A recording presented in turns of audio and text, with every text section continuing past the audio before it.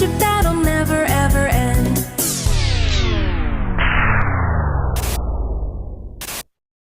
Run!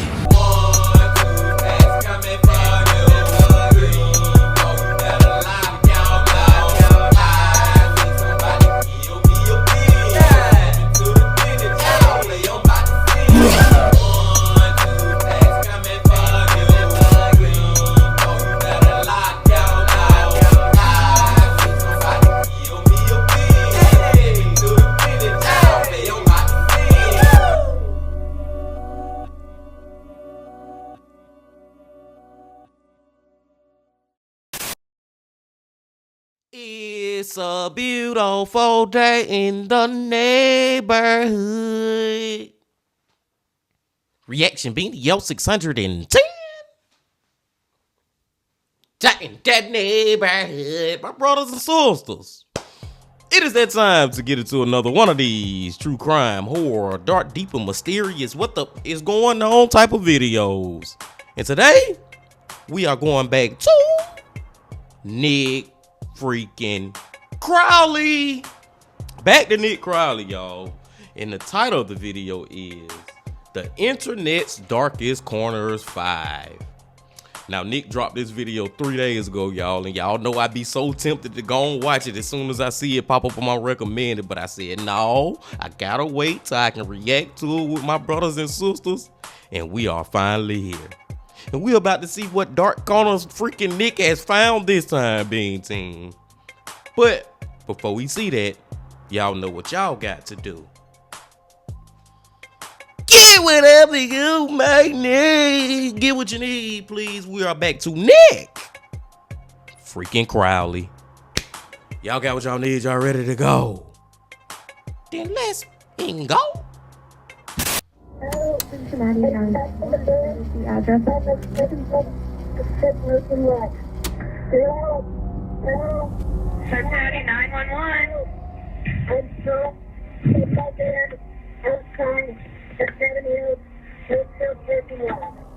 It's 3:16 p.m. on April 10th, 2018. A 911 operator receives a call from 16-year-old Kyle Plush, who had just experienced a freak accident. In the minutes prior to this call, Kyle had just arrived at the Seven Hill School in Cincinnati, Ohio for a tennis match. He had been driving a 2004 Honda Odyssey, a minivan that featured 3 rows of seating, with his gear for the day's match being stored in the very back. In order to retrieve it, Kyle climbed to the back of the vehicle and reached over the 3rd row seating, extending his body as far as it could go in order to grab his equipment, when suddenly, the seat's folding mechanism was engaged, causing it to collapse into its storage position, taking Kyle with it. In an instant, he was pinned and completely unable to move, as he was now trapped in the car upside down, not even being able to move his arms and hands enough to grab his cell phone, though luckily his phone had Siri, which he would call out to call the police. Hello? Hello? Hello? Where are you? Hello? Where are you? I can't hear you. While on the phone, Kyle couldn't hear anything given how far away he was from the device, but he stated as clearly as he could that he was in dire need of help. Due to the position he was stuck in, he was already struggling to breathe, and he knew he was likely not going to survive much longer, which he made very clear to the operator. And that's what I was thinking about, y'all, when the way he positioned, his body is positioned, you know what I'm saying, man? I'm like, dude, this dude can't last this long like that. He can't really breathe. And on top of that, his blood flowing to the rushing all the way to his head. You know what I'm saying, man? He in an effed up situation. And then when you think about the fact that he can't even hear the dispatcher, all he can do is just call out for help. Let's go. I'm in desperate need of help. Hello? I'm gonna die here. Less than 1 minute later, the call would cut out. Oh. In the recording, Kyle clearly portrayed to the operator where he was, that he couldn't hear her, and that his life was in danger, which prompted her to immediately send a patrol car over to the school in search of him, though inexplicably, she never told the officers that Kyle believed he was going to die.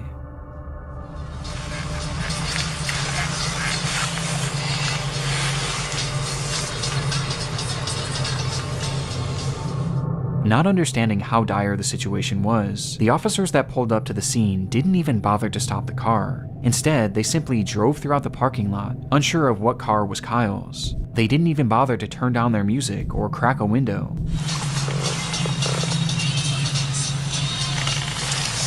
Seemingly being more interested in the types of cars that other students were driving. These kids drive better cars than you do.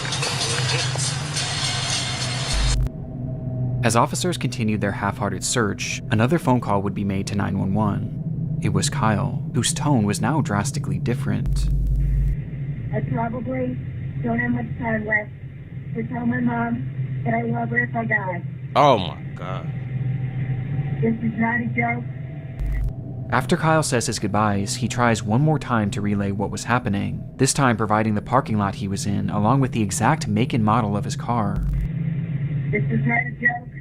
I'm trapped inside my gold Honda Odyssey van in the Southwood parking lot of Seven Hills Beth. Send officers immediately. I'm almost dead.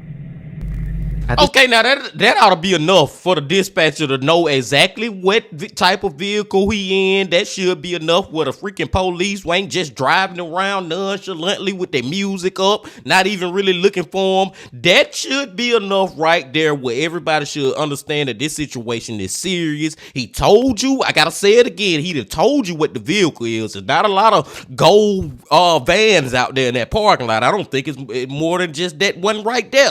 Maybe another one somewhere. I don't know, y'all, but y'all get what I'm saying, man. I'm feeling so freaking nervous right now because I feel like this little boy is not gonna be saved. I even hate to say that, but I'm hoping and praying that he do.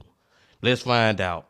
At this point, officers were still in the parking lot looking for him. Help was literally just a few feet away, and on top of this, the operator was also able to get a ping from Kyle's phone, which gave coordinates to his exact location within just 5 to 10 feet of his vehicle. And yet, the dispatcher never passed this information along. What? As Kyle remained on the line fighting for his life, the officers on the scene would pull out of the parking lot, close their report, and carry on with their day, stating, "I don't see nobody," which I didn't imagine I would. With this line making it apparent that those involved with the case never actually believed this situation was real, and instead viewed it all as a hoax.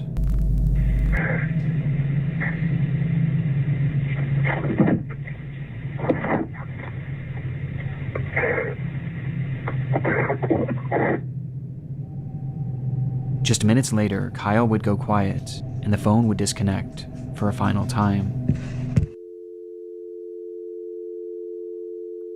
It would take 6 hours for that trunk to be opened, and not by the police, but instead by Kyle's father, who had no idea that any of this had taken place, seeking out his son's vehicle only to find Kyle flipped upside down in the trunk.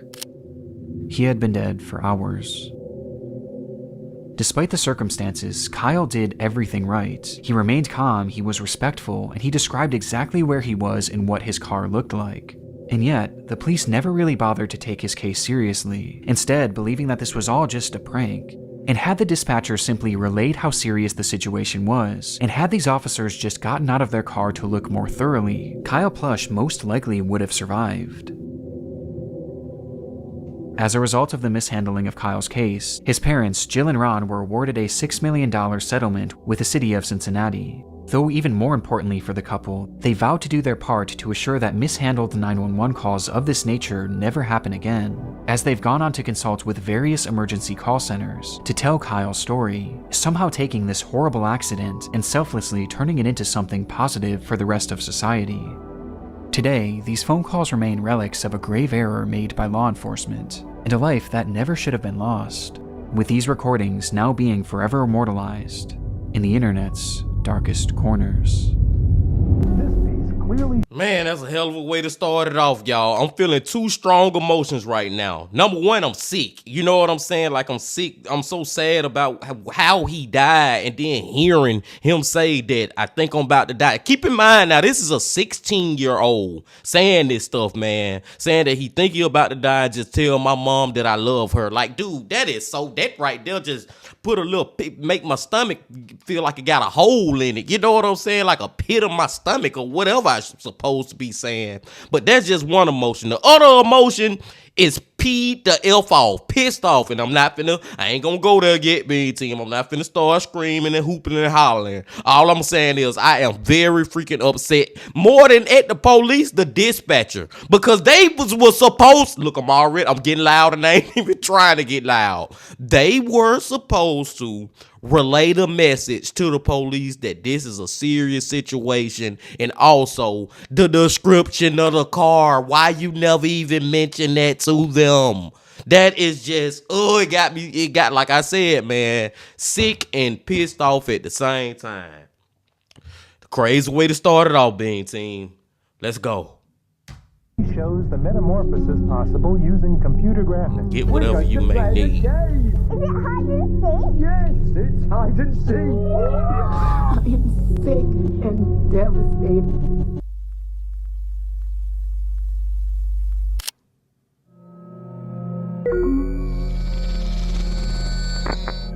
It's April 4th, 2020. A man living in Baltimore, Maryland goes live on his Facebook page announcing that tonight would be another one of his famous game nights. At this time, the COVID lockdown was in place all across the United States, and practically everyone was cooped up indoors, with little opportunity for real socialization. But for 24-year-old Ernest Wilson and his friends, this didn't stop them from having a good time. Ernest often hosted parties featuring childhood games like Monopoly and Uno, adding in his adult flair by turning them into drinking games, with one game in particular being top of mind that night: hide and seek. The evening began with Ernest inviting his Facebook friends to the function, letting them know that this time the game night would be held at an Airbnb rather than in his home, though he never gave out the address, as this was a closed invitation event, which he made very clear on his page. Please don't show up with nobody I didn't personally invite if we didn't discuss it first. They're going to get left outside. Ernest took this so seriously that at one point he even called out one of his viewers, stating outright that they were not allowed to show up under any circumstances. You're not invited. You're not pulling up on me. The person who just joined. If you're still watching, you're not invited.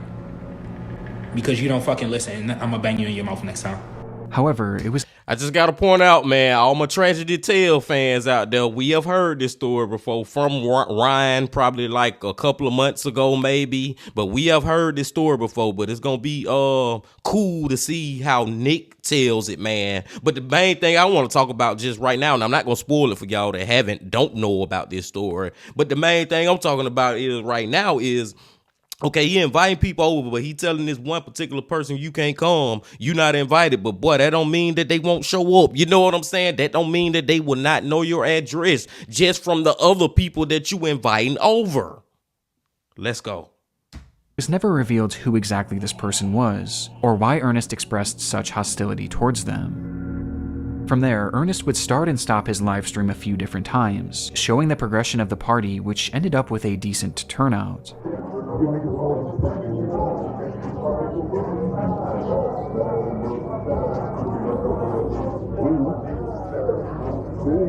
And by 2 a.m., with there being no signs of slowing down, it was time for the main event.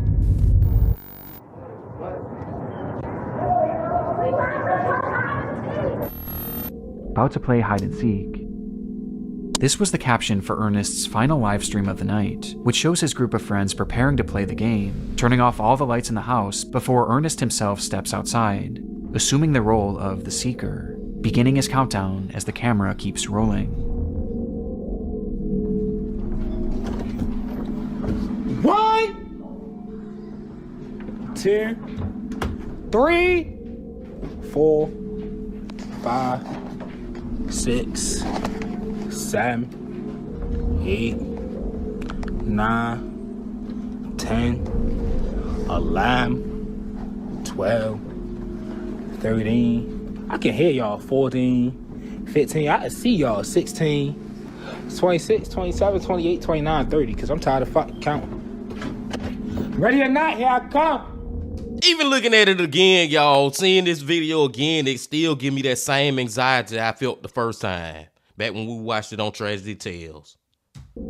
After a long 30 seconds, it was time to find his friends, with Ernest starting his search inside the home. Ain't nobody in this bathroom. I didn't think nobody. Fuck. Oh, alright. his ass.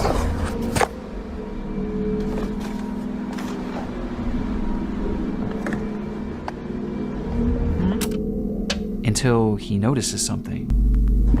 Next time they on y'all ass. Down here. The front door locked. Dumbass. I'm on your ass. According to Ernest, someone was trying to get in through the front door, unaware that he had just locked it. And assuming that this was one of the people he was looking for, he took off to the backyard, believing that's where he would find them. And sure enough, he did. 1, 2, 3. Who the f is that, G? I don't know. Get your dumb ass on the other side of this gate. Who the fuck? Ernest flips the camera around, revealing a man hopping over a gate to the backyard. He had no idea who this person was, but he seemed to assume that they were likely just trying to get into the party, not really taking it too seriously, hence his joking attitude. Though his attitude would soon shift drastically. Dumbass nigga. This can't be one of my friends. Fuck on the ground. Hey, Pride! Flash it up!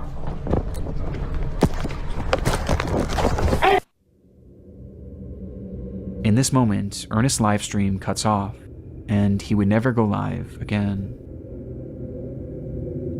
According to those at the party, this unknown man hopped the fence and brandished a gun, stating that he was there to rob the place, being followed by one other person whom the group also failed to recognize. Ernest tried his best to run, but was eventually caught in the house, where after a few minutes, and for reasons unknown, the man seen hopping the fence fired his weapon, striking Ernest twice and ending his life.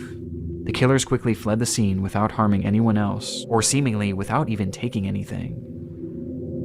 The footage is highly disturbing, knowing that we're witnessing the final moments of a man who was just having some fun with his friends. But what makes this so much darker is that we have no idea who this person is, or why they did what they did. Even after 4.5 years, Ernest Wilson's killers have yet to be identified. Damn, man, that feel like an update to this case because, like I said, Tragedy Tales put that out probably like 4 or 5 months ago, y'all. So we still don't know who the killer is, and at this point, we probably never will know because it's already 4+ years old. This case anyway, but it's just like, dude. Man, like he said, man, just I got that same anxiety, y'all, just seeing those last couple of minutes of his life and he just having fun, and then him actually capturing the damn killer jumping over the fence. You know what I'm saying? He captured it himself. And I think it's more than likely was whoever he was talking to on Facebook, like, nah, you can't come here. I think that them mother was lying, man, talking about that he was coming to rob the place. They weren't coming to rob the place. They was coming to kill Ernest. Because he the only victim in the story. They didn't steal nothing, and they left right after. That's my belief. Detectives working on the case have theorized that this was likely a robbery gone wrong, potentially spurred on by Ernest's posting habits, as to put it bluntly, he was a drug dealer, as on his Facebook page he often showed off huge amounts of his product, including during a live stream he did on the very day of this party. And also on the same day, Ernest had made a post about how much cash he had on him, essentially putting a target on his back. Online, some have theorized that this botched robbery may have been committed by the person that entered Ernest's livestream earlier that night, which caused him to have that intense reaction. You're not invited. You're not pulling up on me because you don't fucking listen, and I'm gonna bang you in your mouth next time. Though to my knowledge, this person has never actually been tracked down. But by far the most common sentiment online was that Ernest's friends were involved to some capacity, as none of them were injured and none of their possessions were taken, making it clear that at the very least, this crime was targeted at the host. And on top of this, remember, Ernest never shared the address for that Airbnb, at least not publicly. And yet, these people just so happened to show up to the home at the exact moments that Ernest was by himself in the dark. And perhaps most chillingly, as the robbery is unfolding, you can hear one of Ernest's friends chuckling in the background. This can't be one of my friends. Fuck on the ground.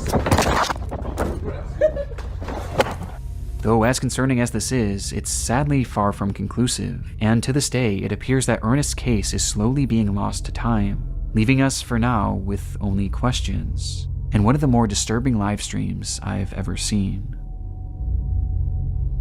Now see, Nick just gave me some extra details that I didn't really even think about, or the theory that he brought up, that the fact that well, I did think about it earlier too, y'all. I'm talking about in the past video that I reacted to this. The fact that and I talked about it earlier in this video too, man. Yeah, man. The fact that people who showed up to the freaking party was more than likely the ones who gave the address out to the freaking murderers who showed up to the party too. You know what I'm saying? The detail that I didn't really catch until he pointed it out was the fact that one of them started laughing when the dudes jumped over the fence, and the whole first part of the tragic thing happened started to go down. You know what I'm saying, man? When they first jumped over the fence, it's just like, you can't even trust people that you be around. You know what I'm saying, man? You think all these people all cool and stuff, and you keeping the non-cool people away. But the people who are cool are friends with the non-cool people, and guess what? That make them non-cool because they cooler with them than they are with you. Are y'all following me, my brothers and sisters? Let's go. And now these messages. Before we dive into our next case, I want to first thank Nick with a commercial, man. But yeah, man, it's like, maybe whoever told, because I'm pretty sure somebody told them where they was. Maybe they were cool with Ernest, but I'm pretty sure they was more cool with whoever came over there to do that. Matter of fact, they probably was there the whole time knowing that them dudes was coming and knowing what their intentions was. Oh yeah, another thing that I can say that Nick pointed out that I ain't hear about too, y'all, was the fact that he was this like drug dealer type dude, which would lead you to believe that maybe they was coming to rob him, but at the end of the day, he was the main and number one and only target. He was the one and only target, man. I digress. Let's go to the next one. As evidenced by the previous case and several others discussed throughout the series, live streams are often a hotbed for disturbing moments online. And when researching Ernest's final stream, I came across yet another example of just how dark things can get when the cameras go live. It happened on January 22nd, 2017, when a 14-year-old girl named Naika Vinent went on Facebook Live with a caption. In the stream, Naika discussed how difficult life had been. Throughout the years, she had been placed in and out of countless foster homes, where her treatment ranged from poor to straight-up abusive, with this constant mistreatment leading her to just want it to be over already. And based on the title of the stream, it was clear what her intentions were going to be. As the livestream progressed, hundreds of people flooded into the video to see what exactly was going on, as word quickly spread that something horrible was about to happen, though you wouldn't know it by looking at the chat. According to many watching, those in the comments had no sympathy for the girl, as many actually mocked her, calling her names and even commented laughing emojis, as she desperately tried to open up, with those same commenters viewing this not as a cry for help, but as a cry for attention, outright pushing her to carry on with these intentions. And as crazy as that sound, I'm not even surprised. And it's sad that I'm not surprised that people are leaving comments like was leaving comments like that in this live stream that she was having, man. Like, people be behind them freaking computers and them cell phones and stuff with they fake profile picture, cartoon profile picture, whatever type of profile picture that's not showing their real face, and they can be just freaking animals, man. Freaking animals. Freaking disgusting, nasty ass animals. And tragically, she did, all while the camera remained rolling. However, even after she followed through with this, the behavior of her chats didn't stop. Whether they assumed it was fake or just didn't care either way, the hateful barrage of insults actually got even more vile once she had obviously passed away. And this went past just words, as people who knew her actually began making parody videos of the girl, replicating the position she was dead in, all while her livestream continued running. It would take over an hour before police would finally be called and retrieve her body, with the stream being shut down by Facebook shortly before. It was an awful situation all around, but what I found most saddening about this was her final reason for doing what she did, as she stated simply that she just wanted to be with her real mother, who she loved so dearly. And this was something that seemed to be the plan all along, as her mother, Gina Alexis, claimed that she too desperately wanted to be reunited with her daughter. And following her daughter's highly publicized death, Gina actually came forward at a news conference to discuss the tragedy. her biological... Man, before we hear that, man, I know I was saying, like, I'm not surprised that them people was in the comments, goddamn, you know, being freaking, what I said, nasty ass human beings, nasty ass animals, whatever.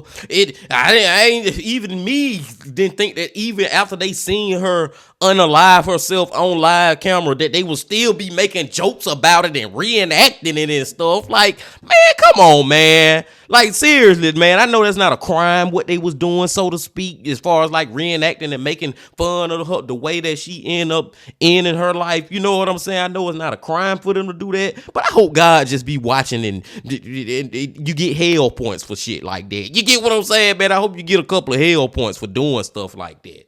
Let's go. Biological mother broke down while speaking about her daughter's death. She dreamed of one day being reunited permanently. I have trusted Florida foster care people to care for my baby. Where she blamed the entire foster care system for everything that had happened, believing that they didn't do a good enough job of keeping her daughter safe, and they failed to try and reunite her with Naika. Because of the obvious emotion involved and the overall shocking nature of this case, the news report would quickly go viral, leading to widespread support for the grieving mother. However, this also caused some people to look a bit deeper into what exactly led up to this livestream, for which one piece of information was brought to light that somehow made this case even more upsetting. On the day that Naika's life came to an end, it was revealed that her mother was actually in the stream watching before and after it happened, seeing her own daughter having this mental breakdown, as well as seeing all those people in the chat mocking her, which made people feel even more sorry for Gina as her plight was unimaginable. Though this wasn't the only revelation to come forward, as it was soon realized by the investigators looking into Naika's case that Gina had not only witnessed all of these people laughing at her daughter and egging her into ending her life, but she had also joined them as well. I knew he was about to say it, man. I knew Nick was about to say that shit. Are you fucking kidding me?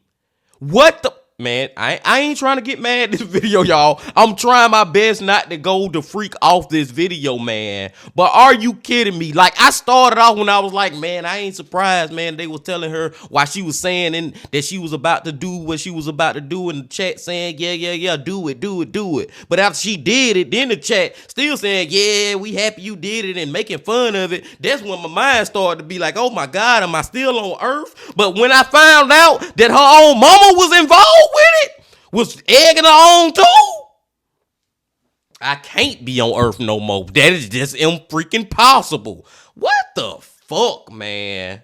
Let's go. Hashtag ADHD games played, you sad little DCF custody. That's why you are where you're at. For this dumb shit and more, you keep crying wolf. You dead, you will get buried, life goes on after that doesn't listen to their parents, trying to be grown, seeking boys and girls' attention instead of her books. In a live stream where one of the last things Naika ever said was that she desperately wanted to be reunited with her mother, that same mother was not only watching, but actively pushing her to follow through on her plans, leaving this comment where she outright says that it doesn't matter if you live or die, life goes on. And it got even worse. The media also discovered that the reason Naika had been removed from her custody to begin with was because Gina had beaten her 30 plus times with a belt when she was only 6 years old. On top of this, Gina often texted Naika saying that she wanted nothing to do with her, despite the young girl frequently reaching out and begging to be part of her life. Eventually, Gina would tell Naika's caseworker that, "The girl is y'all's problem, I'm done with the games," before sending Naika middle finger emojis when all she did was ask to see her brother.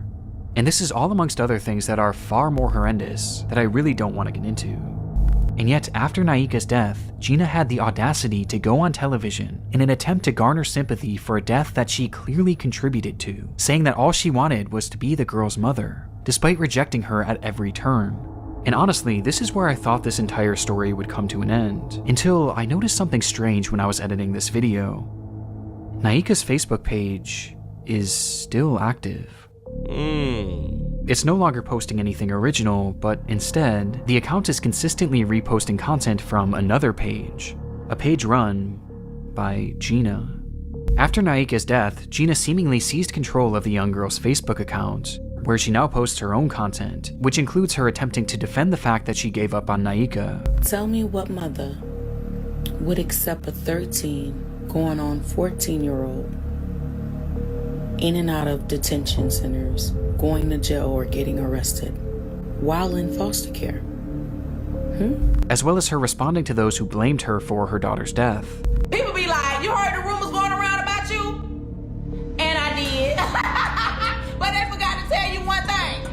That I don't give a fuck. What's my name? My first name is Very Much. My last name is Unbothered. And even some posts. Oh, fuck this shit, man. Fuck this shit. Fuck all that shit I was talking about earlier. We just gonna apply this to her specifically. Y'all remember when I was just talking about, I understand that what they were doing is not a crime, but at least God watching and maybe they gonna get some hell points. Fuck hell points, God. Send her ass down there. Seriously, man. This is absolute. I did not, man, we started off the ride and we was just going like this being team. But before I knew it, we way the freak up here, man. What the freak is going on? This bitch is the devil. And I feel so sorry for her that she had to have a freaking mama like this, man. Are you kidding me? This remind me of Friday. If you watch the Coffee House crime that we watched Friday, y'all. It was a terrible mother, and this one ain't no better. She need to go to hell too, man.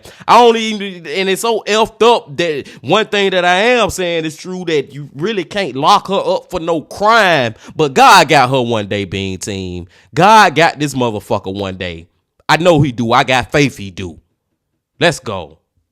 Where she's promoting her podcast, as it seems that after all this, Gina's actually trying to carve out some sort of career as an influencer, as she posts videos garnering sympathy for the loss of her daughter, along with giving out parenting advice. Like, there's so much stuff that parents need to do for their child that they're not motherfucking doing. They're not paying attention because they're taking the easy way out. With all this making it even... Now she the damn pot calling the kettle black. This lady crazy, man. I'm sorry. Even more obvious that Gina has little to no remorse for what she did.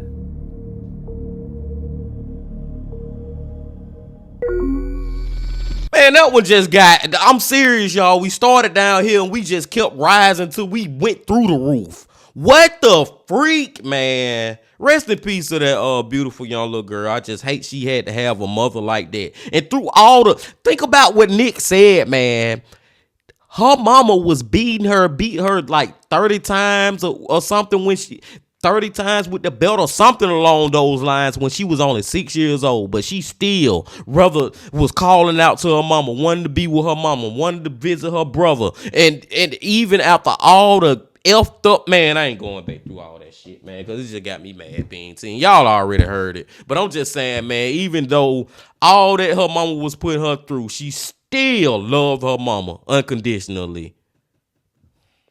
Rest in peace, baby girl. Let's go.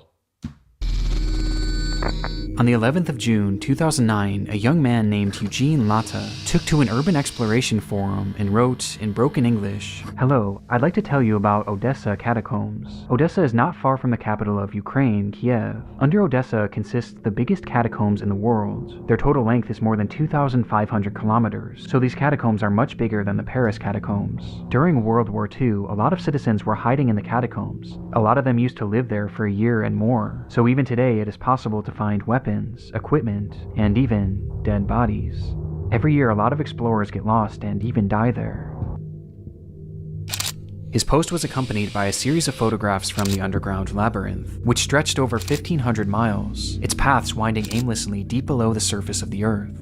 The structure was mainly the result of limestone mining many years ago, though despite this, it was never properly mapped, and was, conversely, not often explored, essentially being a pitch-black maze to nowhere.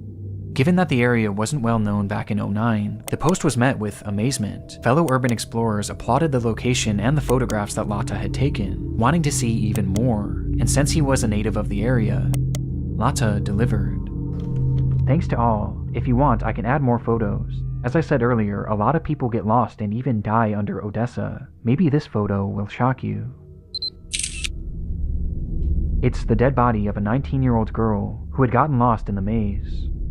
Though it's censored here, the image shows 3 young boys staring blankly at the camera as they stand behind a badly decomposed body. Man, I'm calling it now. And it may be crazy, y'all, but I'm going to call it now. I may be wrong.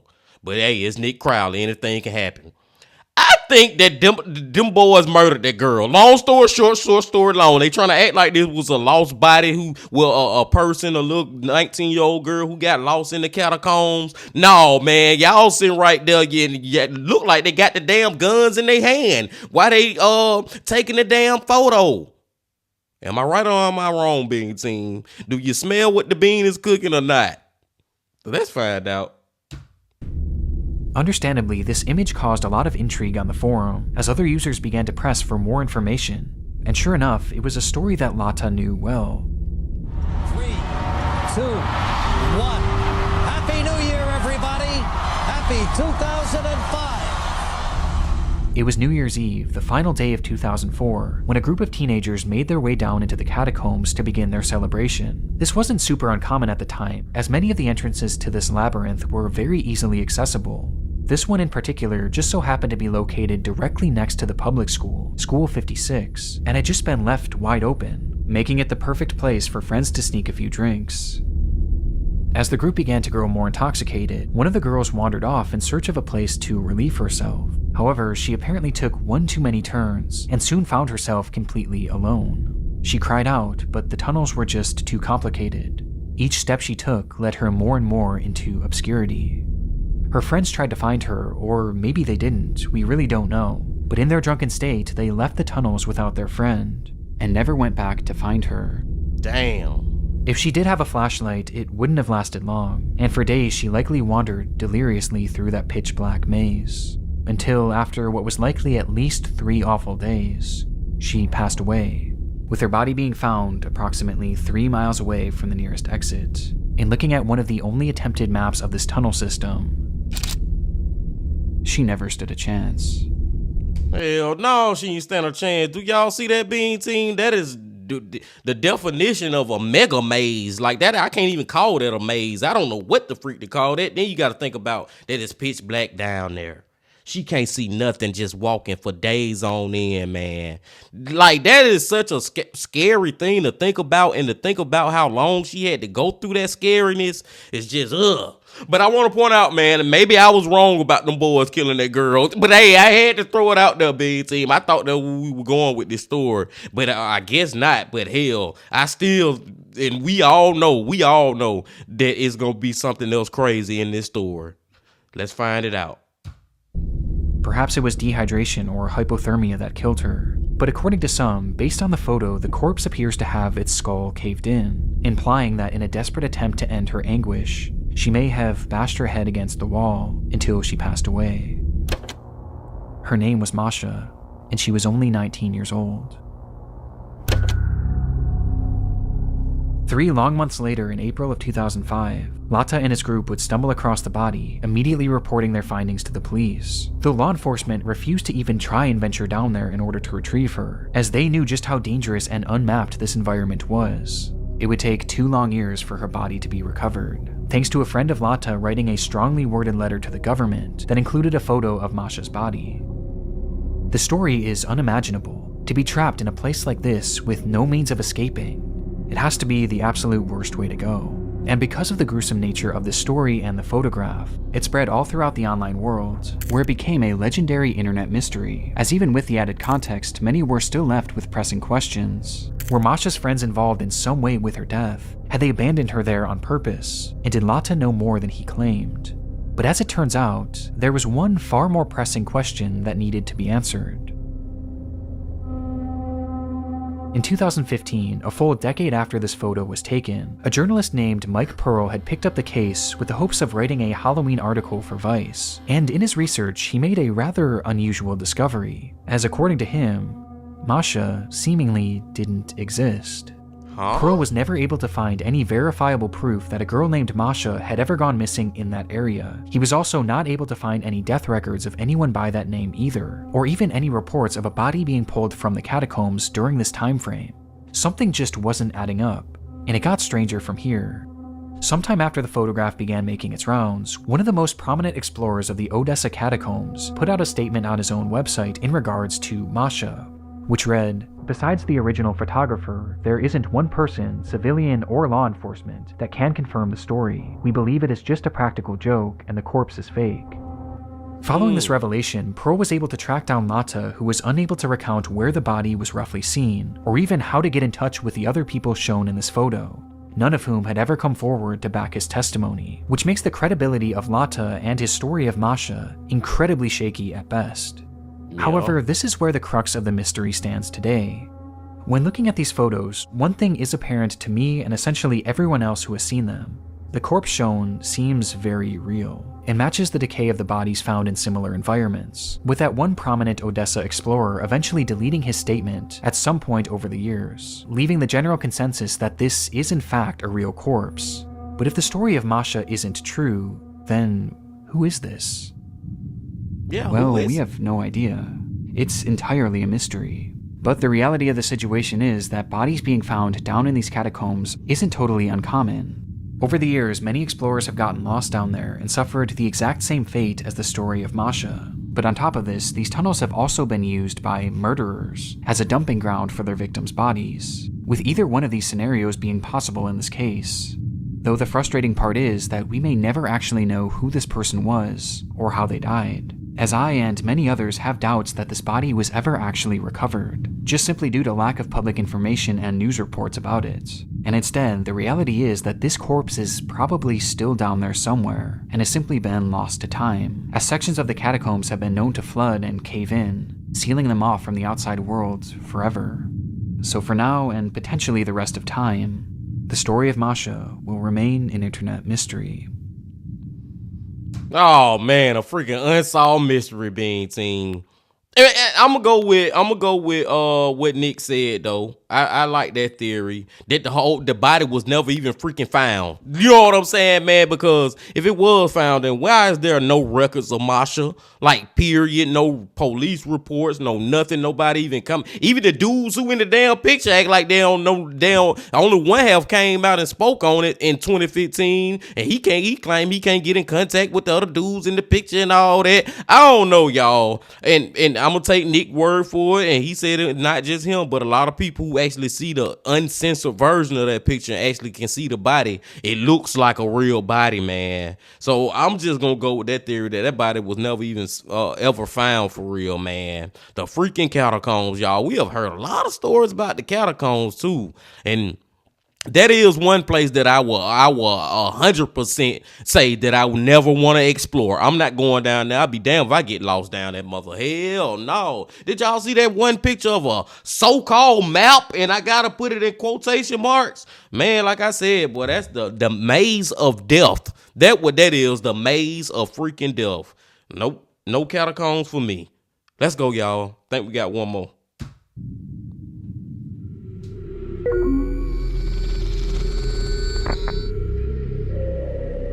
It's September 1985. A hunter trudges through the wooded terrain of Christie Creek, Montana, on the trail of something big. He had been hunting a large black bear and managed to land a single shot, causing the animal to take off, leaving behind a trail of blood. He followed this trail all throughout the remote region before stumbling across a shallow ditch, where he would find a body. Though not the body of the bear he had just shot, and rather, the body of a woman, reduced to bone. The remains were quickly sent off for forensic analysis, though very little could be determined other than the fact that she was a young woman, and that she had been murdered, as they found 2 bullet holes in her skull. With there being essentially no other information to go off of, a special team at the FBI started creating a composite of what this woman may have looked like. This was the result. This was their first attempt at depicting Miss Jane Doe, who they would later dub Christie Crystal Creek, though it wouldn't be their last.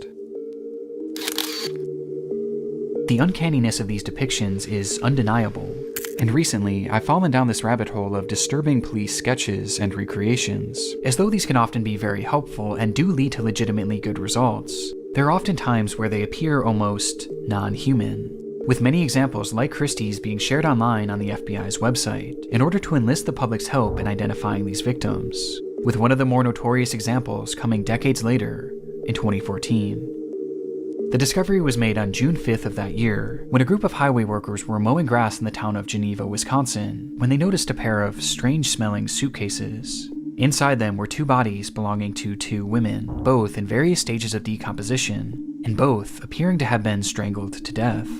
One would quickly be identified as 37-year-old Laura Simonson, while the other was in much worse shape, and distinguishing her facial features proved extremely difficult. But this didn't stop them from trying. You could try a little harder than that. What the freak? What the freak, man? I'm getting my words jumbled up trying to make sense of this. Like, come on, man. Why are these police sketches so freaking eerie and freaking weird? Even the Christy Crystal Lake lady was freaking weird, like Nick saying, but I feel like this is even more weirder. And did he say this happened like in 2015? It ain't like this just way back in the day. Y'all could have did a better sketch than this, man. Seriously. Are y'all trying to be funny or something? Are y'all effing with us, Mr. Policeman? This is one of the more infamous examples out there due to just how unnatural it appears, with the face of this woman being turned into a meme and even being used in a video game.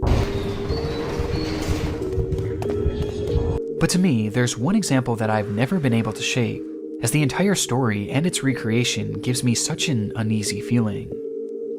The discovery was made all the way back in April of 1977, when a couple in Alberta, Canada had returned to their often abandoned cabin in order to empty the septic tank, only to find a body floating inside.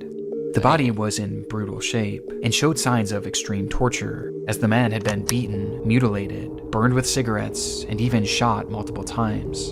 And due to the condition of the body, it was impossible to identify him, though regardless, a recreation was made, and using a computer model of the man's skull, they slowly pieced him together.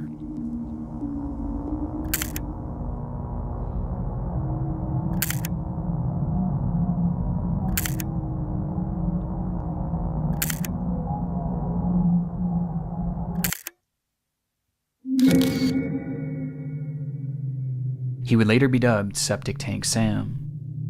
There's something so depressing about these composites, as these are real people with real stories and real names, that have been reduced to these horrifying images and tacky nicknames. But there's another side of these police sketches too, as when dealing with victims it's obviously incredibly sad, but when dealing with suspects, these off-putting identities can be outright horrifying. Over the years, there's been numerous unidentified killers who law enforcement were not able to positively identify, forcing them to turn to these same methods of sketching and recreating, with one of the darkest examples being that of the Lake Bodom killer. It was June 5th, 1960. 4 Finnish teenagers were on a camping trip to Lake Bodom, sleeping peacefully in their tent on the lakeshore, when suddenly they were attacked. It happened in an instant, as a man yielding a knife began stabbing through the tent, eventually bludgeoning the group with an unidentified blunt object. That night, 3 of the teens would be killed, while one managed to survive with substantial injuries. Now, all my Mr. Ballin fans remember this story, and I think Dial Tripp talked about this too, but I know Mr. Ballin covered it, man, so y'all remember this picture we're about to see, and it's crazy too, man. When asked about what he had seen that night, the lone survivor claimed that the man who attacked them wore all black and had large red eyes. Based on his accounts and other potential sightings, a sketch of what this man may have looked like was made, and the results were unusual at best. With this man going on to garner the appropriate nickname of Bug Eyes McLip due to just how unnatural his facial features appear, especially his eyes. In fact, there's something unnatural about all of these recreations, which begs the question, did any of them actually work? Well, surprisingly, out of these 4 people, 3 have been identified. Christy Crystal Creek would go on to be identified as Janet Lee Lucas, a 23-year-old who would be the last identified victim of serial killer Wayne Nance, with this identification being the result of improved forensic genealogy. The second and most notorious example would go on to be identified as Jenny Gomez, who had been strangled by Steven Zilich, a man dubbed the Wisconsin Suitcase Murderer. And despite this recreation appearing to look nothing like Jenny, it was actually the sole reason that she was identified, as one of her family members ended up recognizing these overpronounced cheekbones and matching them to Jenny. And then there was Septic Tank Sam, who was revealed to be Gordon Edwin Sanderson, thanks again to genetic genealogy, as a sample of his sister's DNA was eventually used to prove that this was in fact him, though it's still unknown who killed him or why. Which leaves just this final person, the killer of at least 3 people. He, unfortunately, has never been identified, and this isn't too surprising as the features of this person just seem impossible. He just looks far too strange to be real. Right? Well, even though he hasn't been positively ID'd, it doesn't mean that he hasn't been potentially photographed. Shortly after the teens were murdered, a funeral was held in their remembrance, for which a large crowd of locals were in attendance, with this photo of the crowd being snapped. And standing there, in the center of it all, was a man whose features looked impossible. This man would never be photographed again, and his connection to the case has never been officially confirmed, leaving these murders unsolved to this very day. Like that freaking face in that crowd, y'all, like he don't even look human. He look like an alien or a monster amongst human beings. You know what I'm saying, man? Like that don't look like no real freaking face. I see why the damn police sketched it like they did. If this actually him, they was pretty freaking accurate.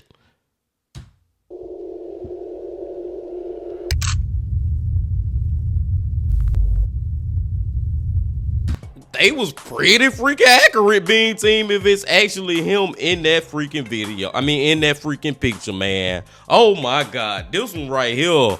Boy, we just went on a crazy freaking road trip, Bean Team. We just went to some crazy corners on the darkest corners on the freaking internet, man. Shout out to Nick Crowley, y'all, for another great video. We gonna run through them real quick. The one with the faces, like I just said, y'all, with the, like, why are all these faces so freaking weird? But it is also kind of crazy and weird that, those cases got freaking solved. At least what it was, 3 out of 4 of them. Yeah, 3 out of 4 of them got solved. Other than the Lake Bowden one. And like I said, my Mr. Ballin fans, I know y'all remember that story. That's one of those stories I'll never freaking forget, man. But just, like I said, man, like I don't understand why those faces look so freaking weird and not real. But at the end of the day, a lot of the cases got solved, so I can't really complain about it, I guess. I don't know, Big T. I don't know. The one before that, freaking Marsha. Man, listen. I'm just gonna go with Nick Crowley theory and what he said at the end, and just believe that body was never found. And I guess that was a real picture. At first, I was thinking crazy, like, man, them boys murdered that girl and then gonna act like they found her body down there in the catacombs. But nah, I don't think that's the case now. The one before that, man, this the one that got me out of all of them, y'all. The one before that, the little girl who ended up unaliving herself and her mama. We not finna go back through all the details, but that is the one that got me the most, Bean Team. That most definitely got me the most. The one before that with the high and go seat with Ernest, man. And like I said, this is my second time even seeing somebody cover this story. Shout out to Ryan from Tragedy Tales for doing it, and now shout out to Nick Crowley for doing it. And I still had that same freaking anxiety, and I still sit on the fact that I believe somebody who was at that freaking party gave away their address, man. And Nick really went over all the possibilities of why that could happen, and I couldn't agree more. The very first one, man, we started off crazy with Kyle, man. Hearing that little boy on that, telling that dispatcher, now I'm finna start getting back mad, man, because he's up there telling the dispatcher where the freaking, where I'm at, the parking lot I'm in, the actual vehicle I'm in, the color of the vehicle, like, you know what I'm saying? And she never even, whoever that is, need to get fired or something. At least, at the very least, she should have got fired for that, man. And I'm glad that his family did get what they got, like $6 million, y'all. It'll never bring him back, but at least they got some kind of get back, some kind of compensation for that boy losing his life like that. And then just hearing him say, tell my mama, I'm about to die. Tell my mama I love her. And he's 16 years old. Freaking tragic, man. Then you think about the way that he died. Like, think about dying being just stuck, like can't move type ish, Bean Team. That is freaking terrible. Just like the catacombs is too, though. Walking around aimlessly, can't see nothing for days on end. Man, it's some terrible ways to freaking pass away on this earth, Bean Team. Real talk. But I digress. I'm gonna go and let y'all go now, man. I appreciate y'all coming on back as always. And before y'all leave, just please hit that like button, comment, subscribe, and do all that if you ain't did that yet. And remember this: love, peace, and happiness. Stay safe. Don't stop. Keep going. Yeah.